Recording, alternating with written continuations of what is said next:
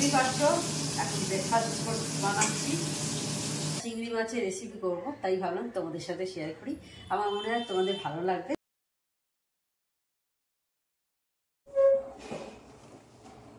Hello, good morning, welcome back to my channel. আশা করি তোমরা সব ভালো আছো, আমিও ভালো আছি। তো আজকে কফি খেতে খেতে একদম তোমাদের ওয়েলকাম জানালাম। চিয়ার্স তোমাদের সঙ্গে। আজকে অনেকটাই লেট হয়ে গেছে, সব কাজ মানে আমার কফি খেতে কাজ হয়ে গেছে সব মোটামুটি।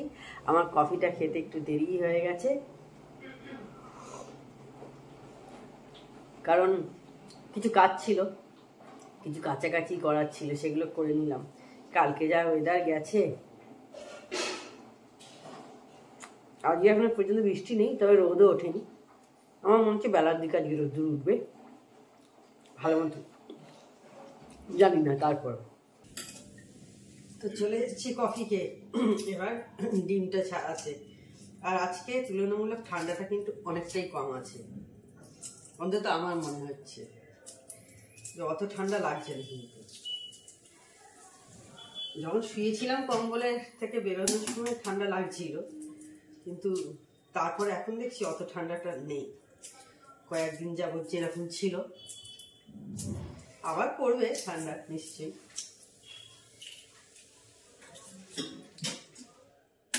বলেই ছিল যদিও ঠান্ডাটা কমে যাবে। কালকে বৃষ্টি হওয়াতে ঠান্ডা ফিলটা বেশি হচ্ছিল।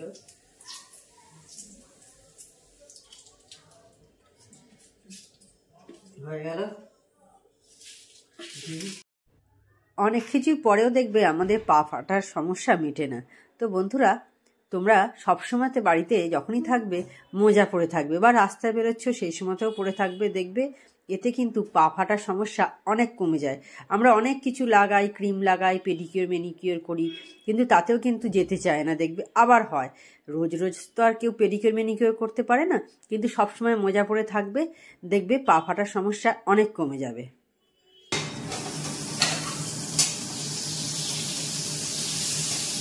বেশ অনেকক্ষণ পর আবার আমি অন হয়েছি, বুঝতেই পারছো এখন ব্রেকফাস্ট বানাচ্ছি। বেগুন ভাজা, দেখতে পাচ্ছ বেগুন ভাজা হচ্ছে, আর রুটি হবে।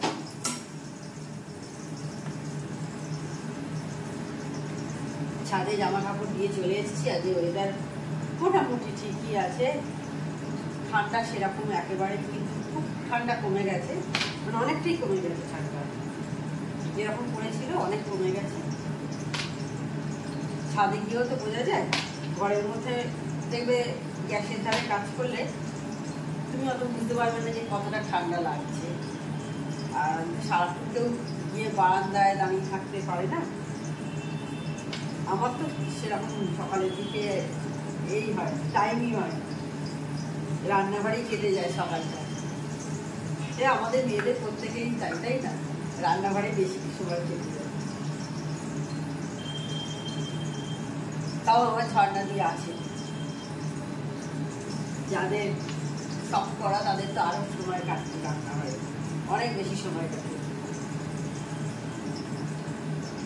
শীতকালে বেগুন দেখেছি বেশি তেল টানে, আমি গ্রীষ্মকালেও তো বেগুন ভাজা খাই, তখন কিন্তু এত তেল টানে না। আমি দেখেছি শীতকালে কি জানি না এটা কি মানে আমার মনের ভুল, এটা তোমরা কমেন্ট করে জানিয়ে তো। শীতকালে কি সত্যি তেল একটু বেশি টানে বেগুন ভাজা? এটা আমার যেন মনে হয় যে গরমকালে তো আমরা গরমকালে তো সারা বছরই পাওয়া যায়, গরমকালে কিন্তু আমার মনে হয় এত তেল টানে। এটা কমেন্ট করে তোমরা জানো। এবার রুটিটা করে নিই, বেগুন ভাজা প্রায় হয়ে এলো। তো আমাদের ব্রেকফাস্ট অনেকক্ষণ আগেই মিটে গেছে, এখন প্রায় 12:30টার কাছাকাছি বাজে। তো আজকে একটা চিংড়ি মাছের রেসিপি করব, তাই ভাবলাম তোমাদের সাথে শেয়ার করি। আমার মনে হয় তোমাদের ভালো লাগবে। জানি না তোমরা খেয়েছো কিভাবে, কোনোদিন খেয়েছো কি না এটা। তো এটা হচ্ছে চিংড়ি মাছের বাটি চচ্চড়ি। দেখো আমি আলুগুলোকে এইভাবে কাট করে নিয়েছি, লম্বা লম্বা করে, এরকম সরু সরু করেই করেছি, বেশি মোটা রাখিনি। দেখতে পাচ্ছ এইরকম কাট করে নিয়েছি লম্বা লম্বা করে। এই দেখো একটু আদা বাটা নিয়েছি, অল্পই, দেখতে পাচ্ছ আদা বাটা আছে, পেঁয়াজ আছে, আর একটু রসুন নিয়েছি, এই নিয়েছি। এরপর আমি কি করব দেখো, তোমাদের দেখাচ্ছি।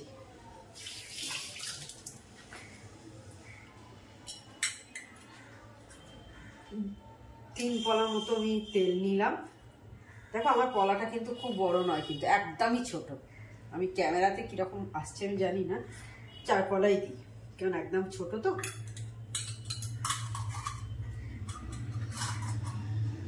একটু চিনি দিচ্ছি, অল্প সামান্য দেব।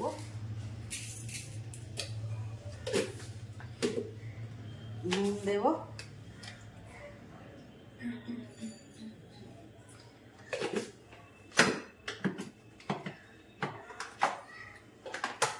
আর দেব হচ্ছে হলুদ গুঁড়ো, আর লঙ্কা গুঁড়োটা দেখছি অল্পই আছে, এটা একটু ঢালতে হবে। আমি আপাতত এইটাই দিয়ে দিচ্ছি, আবার পরে দিয়ে দেব।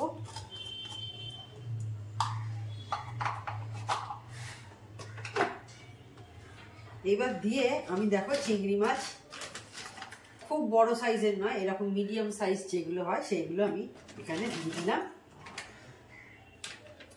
নাড়ি দিয়ে এটাকে ভালো করে মাখিয়ে নেব। ভালো করে এর সঙ্গে মাখিয়ে নিচ্ছি।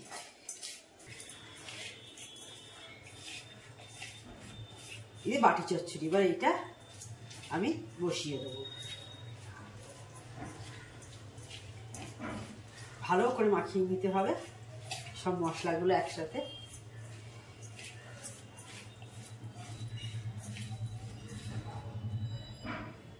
এবার আমি গ্যাসটা জ্বালিয়ে দেবো।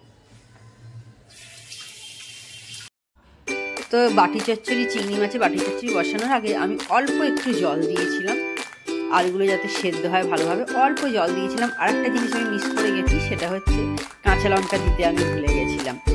বেশ একটা ভালো স্মেল বেরোয়। তো যাই হোক, এটা কিন্তু খুব ভালো খেতে হয়েছিল, তোমরা এইভাবে করে দেখতে পারো।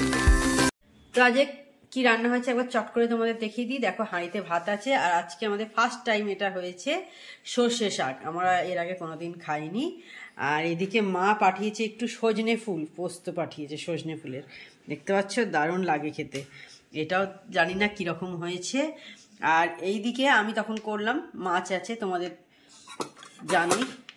আর কালকের একটু তরকারি আছে, এটা বাঁধাকপি আছে, আর এইটায় মাছটা করলাম, তখন তোমাদের দেখালাম চিংড়ি মাছে বাটি চচ্চড়ি ওইটা। তো এখন রেডি হয়েছি, একটু বেরোচ্ছি। এই যে কিছু কিছু জিনিস কেনার আছে, ওটস ফোটস সব শেষ হয়ে গেছে, ওইগুলো নিয়ে আসবো। আর মায়ের কাছে যাব, মায়ের সাথে এদের দেখা করব। এখন দেখো 7:10 মতো হয়েছে, তো 1 ঘন্টার মধ্যেই আবার আমি বাড়ি চলে আসবো। এইখান ঝর্ণাদি চলে আসবে এর মধ্যেই, তো ঝর্ণাদি যাওয়ার আগেই আমি চলে আসবো। তো বেরিয়ে পড়ি আর দেরি না করে।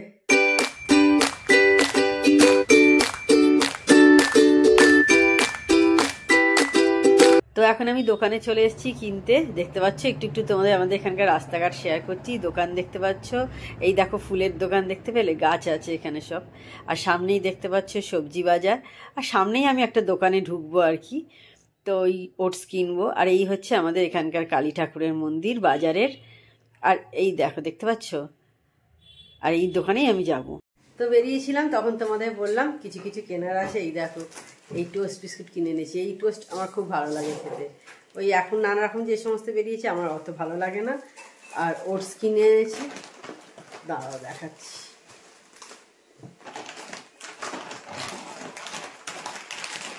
এই ওটস আর কফি এই সমস্ত কিনে নিয়ে চলে এসেছি। দেখো রাত্রি 9টা বেজে গেছে। তো তাহলে আজকে ভিডিওটা আমি বড় করছি না। তো আমার চ্যানেল যদি তোমাদের ভালো লেগে থাকে তবে অবশ্যই আমার চ্যানেলকে তোমরা সাবস্ক্রাইব করো, লাইক করো আর শেয়ার করো।